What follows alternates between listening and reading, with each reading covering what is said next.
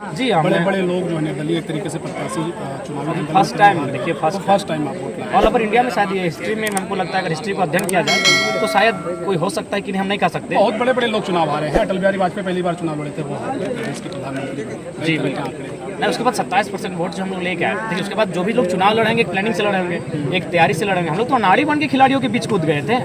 बस क्या थी, विचारधारा थी या हमारी आइडियोलॉजी थी। तो ऐसे परिस्थिति में मात्र 1 साल पहले हम लोग पार्टी बनाने का घोषणा किए हैं। 1 साल पहले हम लोग चुनाव लड़ने का घोषणा किए हैं। 18 जून को घोषणा किए हैं तो आपका 25 मई को हम लोग का चुनाव है, यानी 18 और 5 23 दिन तो कम ही मानते हैं। यानी 1 साल भी नहीं हुआ हम लोग को तैयारी का, और उस 1 साल में आप इंडिपेंडेंट लड़ते हैं और पहला चुनाव लड़ते हैं, अभी लोकसभा से लड़ते हैं और 27.5% वोट लेके आते हैं। ये गर्व का विषय है। हम तो चुनाव वोट हम लोग तो जीत के लिए थे और जीत जाते तो और ही नया इतिहास बनता। अंदर से कमजोर नहीं हुए हैं टाइगर, वही टाइगर नहीं, वही 3 घंटे से टाइगर। देख रहे हैं कि जबरदस्त गर्मी में लोगों का आप जो एक तरीके से सुन रहे थे, कम बोल गए आप, वही टाइगर है या कुछ थोड़ा सा लग रहा है कि भाई नहीं, कमी रह गई? कोई कमी नहीं है।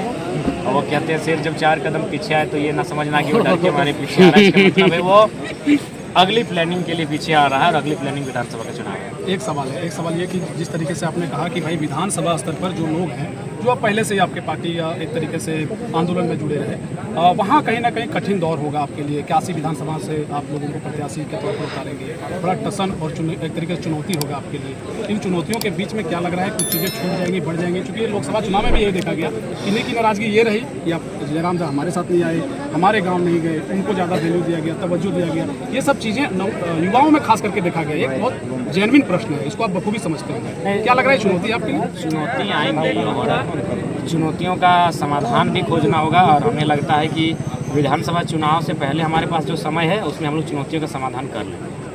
तो अभी आप समीक्षा कर रहे हैं कि किन्हें किन्हें प्रत्याशी बनाना है? देखिए समीक्षा लगभग इन चीज़ों पर भी हम लोग का फीडबैक बन चुका है कि डुमरी में मेरे अलावा कौन प्रत्याशी हो सकते हैं, टुंडी में मेरे अलावा कौन प्रत्याशी हो सकते हैं, गिरिडीह में कौन प्रत्याशी हो सकते हैं, बागमारा में कौन प्रत्याशी हो सकते हैं। तो तमाम सीटों पर प्रत्याशी संभावित हैं। 2 हैं, किसी में 3 हैं, किसी में 4 हैं, किसी में 5 भी हैं। तो संभावित प्रत्याशी हैं हमारे पास। अब उनमें एक मैंने समन्वय बनाया जाएगा और उसमें से एक को तय किया जाएगा। ईवीएम का 12 नंबर खोजने में बड़ा एक तरीके से हम लोग वोट करने के लिए गए थे। 12 नंबर में ईवीएम मशीन है भाई, आप वहाँ बटन दबा रहे हैं। सिंबल आप लोगों को पहुंचाने में बहुत दिक्कत हुआ होगा। बोले तो आप चूंकि जब आप चुनाव लड़ेंगे, जाहिर सी बात है आपको एक सिंबल, चूंकि 27.5% आपने वोट लाया है, रजिस्ट्रेशन एक तरीके से जेएलकेएम का हुआ है। सिंबल का क्या एक तरीके से आधार है, क्या आप लोग के जो रणनीतिकार है? हमें लगता है कि 1 महीना में हम लोग का सिंबल और पार्टी का कंफर्मेशन रजिस्ट्रेशन हो जाएगा। और जो विधानसभा जब चुनाव लड़ेंगे तो हमारा सिंबल पहले से अलॉटमेंट रहेगा और हमें कोई असुविधा नहीं होगी। ऊपर में होगा, 5 में होगा, 6 में होगा, कि 12 नंबर सही बात है, कन्फ्यूज हुआ है। हाँ 12 नंबर फिर भी, लेकिन 3,47,323 वोट, शायद 322 बिल्कुल ये ऐतिहासिक है और प्राउड फीलिंग वाला मोमेंट है। इसके लिए हम लोग एक्सपेक्ट किए थे, उम्मीद भी किए थे हमारा वोट। आपके विपक्ष में आपको जानकारी एक आपको बताना चाहते हैं कि आपके जो विपक्ष के लोग हैं, चाहे जेएमएम के हों, आजसू के हों, भाजपा के हों, उनके दिमाग में खटक गया कि भाई जयराम इतना नहीं सोचे थे कि भाई इतना वोट ला सकता है। बिल्कुल, हमने तो कहा यूथ है, आप जहाँ से आपकी सोच खत्म हो जाती है वहाँ से हमारी सोच स्टार्ट होती है। एक अंतिम सवाल है। अंतिम सवाल ये कि अगर आप मान लीजिए कुछ सीटें विधानसभा में फतेह करते हैं, कहा यह जा रहा है, अनुमान लगाया जा रहा है कि हो सकता है इस बार जिस तरीके से गणित देखने को मिला देश की राजनीति में, इस बार की राजनीति में विधानसभा स्तर पर जयराम खेला कर सकते हैं। अगर बहुमत किसी की नहीं आती है, जयराम किधर जाए? देखिए ये भी जो राज्य की आइडियोलॉजी को सूट करेगा, जो राज्य की जनता का समन्वय को स्थापित करने में सक्षम होंगे, उस पर एक रायशुमारी ली जाएगी। उस रायशुमारी के बाद ही हम लोग तय कर पाएंगे। जयराम जी, आज एक पेपर कटिंग में चल रहा है कि बीजेपी आपसे गठबंधन करेगी। देखिए ये बहुत सारी बातें अभी आएंगी, सुर्खियों में अभी नाम बना हुआ है जयराम माथुर, हकदार हैं हम लोग। और मैं चाहूँगा तमाम मीडिया बंधुओं का धन्यवाद कि वे हमें तरहीज दे रहे हैं और साथ ही साथ वे जो हमारा मनोबल बढ़ा है उसके लिए आभार, और बिल्कुल बढ़ाना चाहिए।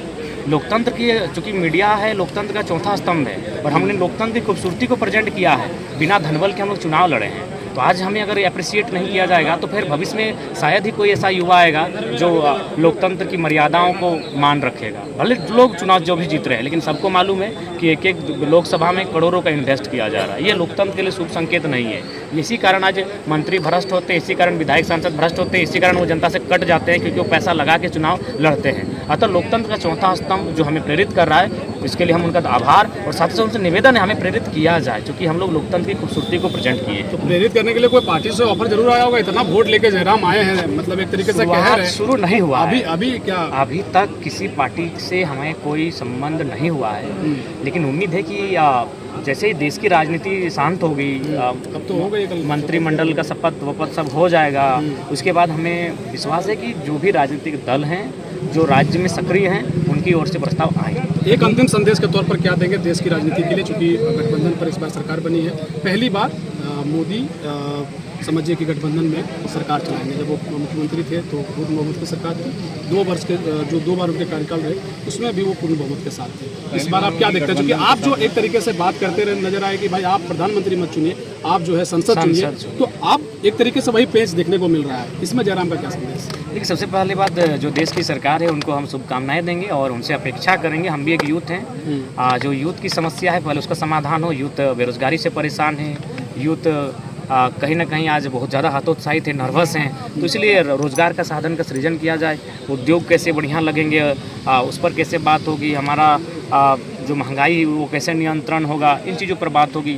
बड़े इंडिया को इंडिया रहने दिया जाए, इंडिया को अडानी में तब्दील ना किया जाए, यही हमारी केंद्र सरकार से निवेदन है। जयराम जी, जैसे डुमरी में देखा जाए, डुमरी विधानसभा की, तो देखेंगे तो प्राकृतिक रूप से जो यहाँ पे टाइगर जगन्नाथ में तो जी थे, वो भी टाइगर के नाम से जाने जाते थे, और आप भी अभी वर्तमान में विकास हो रहा है और अब आपका उदय है। तो और आपने अभी कहा कि जनता मुझे जहाँ से चाहेगी हम चुनाव लड़ेंगे, तो 90,000 जनता तो कह दी है कि डुमरी से हमने प्यार दिया।